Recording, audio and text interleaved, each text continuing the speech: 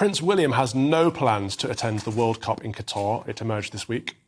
Kensington Palace says the Prince of Wales, who is president of the Football Association, has a busy winter schedule and will be in the United States to present his Earthshot Prize while the tournament is on. However, he may go if England make it to the final.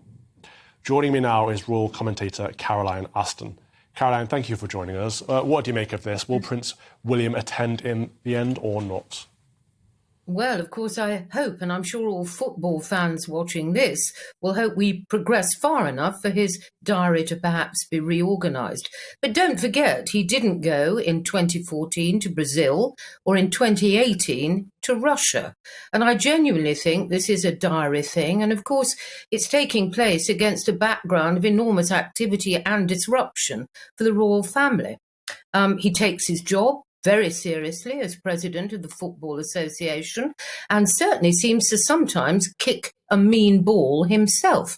But of course, the trouble is this has always been a controversial choice of venue, bearing in mind Qatar's very controversial record on human rights and its treatment of some of the minority groups in its community.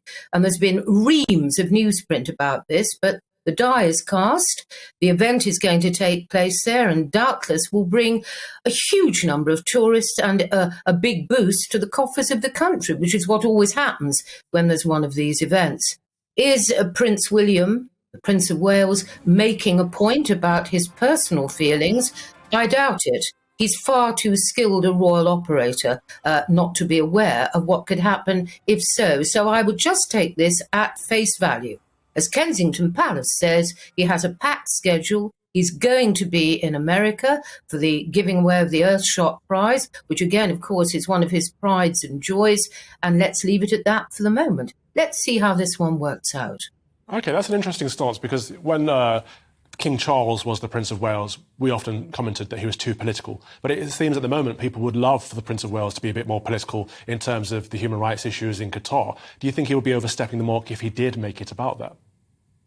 He may have been listening to his father, who, of course, himself was quite a controversial character during his long tenure as Prince of Wales, and was often criticised for being a tad too political. The king has said he will rule in his mother's role as a true constitutional monarch, and I think Prince William, Prince of Wales, at this point in his tenure of the post, the position, may well just be, how shall I say, taking it gently and not coming out and making comments that could cause great difficulty. The debate has already taken place.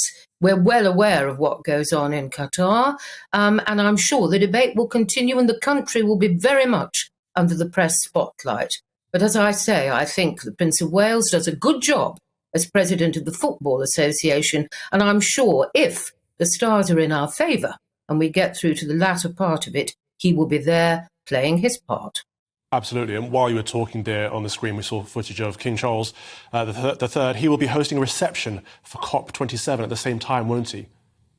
He most certainly will. And of course, there's controversy over this as well, because our new Prime Minister, Rishi Sunak, has said that he will not be attending COP27. So this reception, a glittering affair at Buckingham Palace, which of course one would expect the Prime Minister to attend, will be his exposure to all the representatives, the delegates, and the King will make sure that the issues that he himself holds very dear to his heart, ecology, nature recovery, the state of the planet, the fact that almost half of our wildlife is in decline and 1 in 10 species is on the verge of extinction. These are all causes very dear to the King's heart. And this will be a remarkable event where he can listen to people's views and perhaps talk about his own in, of course, a non-political way. Oh, I'm sure it will be non-political. Will we see, do you think, any other foreign royals or even major celebrities boycotting Qatar? Well, I mean, who can tell? This is very much a personal decision, isn't it? As I say, the battle about where it should be held, this tournament, has already been fought across the world. And I think quite a few people were rather disturbed that Qatar, at the end of the day, got the gig, as you might say. I'll just watch what's going on. I'm as interested as you to analyse what goes on, the way it's televised, the way it's presented, the way different people are presented. But going forward, I think probably Prince William does intend to go, if he's required to be there, if our home team progresses.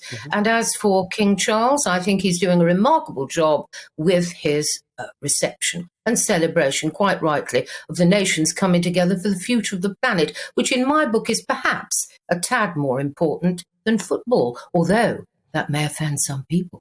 Well, Caroline Aston, Royal Commentator, thank you very much for your time today.